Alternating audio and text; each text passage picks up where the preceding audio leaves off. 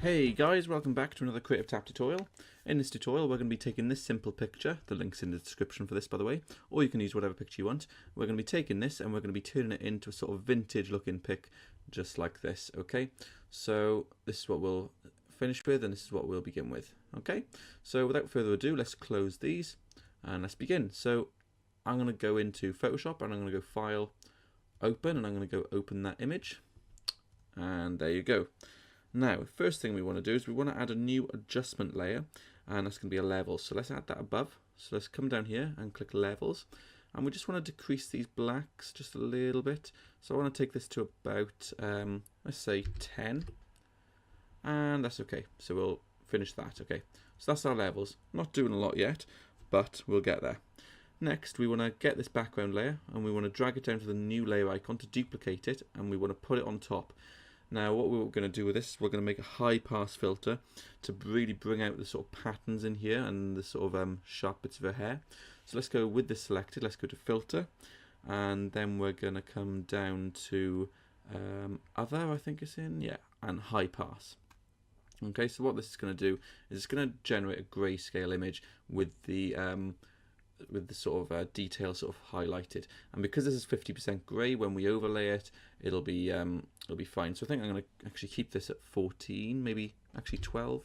Yeah, so I'm going to put that to 12, and I'm going to click OK. Then what I want to do is I want to make this overlay like so, and let's zoom in just so we can see what effect it's having. So if I zoom in and turn this on and off, you can see it's really bringing out, especially looking at her eyes, really bringing out that edge detail, okay?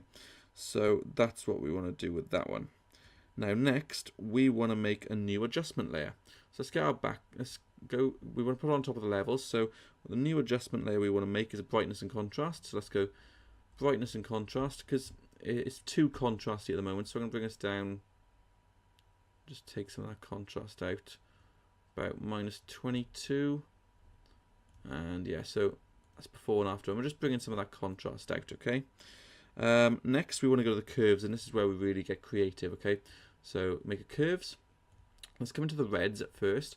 We want to increase the highlights of the reds at first, and we also want to then decrease the sort of shadows, so it's kind of you're getting that kind of vintagey, kind of old, worn kind of look. Then with the greens, we want to do something very similar. I'm going to pick up the greens a touch and just take these down, so that same kind of S-curve. Maybe not so much on the highlights of the greens, but maybe a little bit more on the shadows. So accentuate the shadows more than the highlights, so you get that magenta-y kind of look. And then we're going to come into the blues, and we're going to do the reverse with these. So we're going to bring the shadows of the blues up, and then the highlights of the blues down. So we're really getting that vintagey kind of look, alright. Oh, it's looking really nice actually. Okay, cool. So we're done with the curves. I'm going to close this down, and I'm going to make a new layer. And I'm going to come into my colour down here, and the way to get a perfect magenta is it's full red and full green. The values only go from, because you've got red, green, blue, and they go from 0 to 255. So just make sure you've got 255 typed in the red and 255 typed in the blue, sorry, and click OK. Get your paint bucket tool and fill. Okay, next we want to turn this to screen, and that's a little bit too much, isn't it? So let's go to the opacity and let's bring this all the way down. I think around 10% is fine. You can do it less, you can do it more. I think I'm going to do it 8 actually. 8%, yeah. Okay, cool.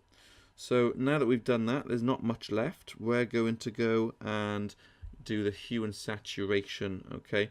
Because it's still a little bit too saturated. So we'll come down here, just above the curves, go hue, saturation, and I want to take some of that out. Let's take it out, maybe down to -25, yeah, -25 I think. Obviously you can play around and you can be creative, that's what this process is about. And the last thing we want to do, well, two things. We want to get our background layer. We want to go to filter, and then we're going to add some grain. So let's go, where is it? Noise.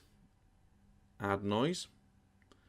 And I think make sure monochromatic's on, so there's not color noise on there. Make sure it's on uniform. and you can see if we preview before and after, should be updating. Don't know why it's not. It's updating in a live view.